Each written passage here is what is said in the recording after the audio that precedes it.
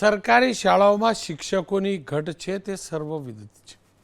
સરકાર અનેક યોજનાઓ લઈ આવી અને શિક્ષકોના અનેક પ્રકારના અવતારો આજ સુધી આ સરકારે આપ્યા છે. બાલગુરુ, વિદ્યા સહાયક, પ્રવાસી શિક્ષક, જ્ઞાન સહાયક, શિક્ષણ સહાયક અને હવે આજે જે પરિપત્ર અથવા આજે જે પત્ર આવ્યો છે એ પ્રકારે નિવૃત્ત શિક્ષકો એટલે કે સિનિયર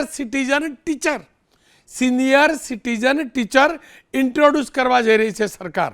રાજ્યનો શિક્ષણ વિભાગ નિવૃત્ત શિક્ષકોના શરણે છે.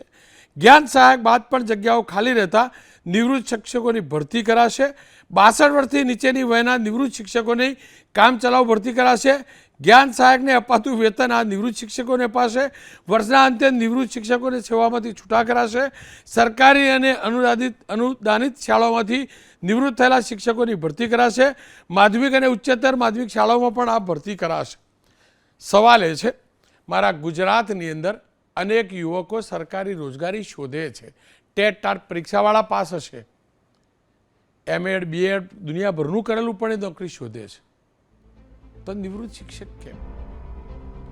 આ મુદ્દો આજનો જ છે. ચર્ચા ચોક્કસથી થશે, આનું વિશ્લેષણ પણ થશે. પણ સવાલ એ છે, રોજ નવા અવતાર. શિક્ષણ મંત્રી શ્રી રોજ નવા અવતાર. અમે તો એટલું જ જાણતા હતા, શિક્ષક એટલે શિક્ષક, માસ્તર. નવા પ્રકારના અવતાર શોધો છો ક્યાંથી? કોને શીખવાડ્યા? કોને આપ્યું આ નવા અવતારનું શિક્ષણ?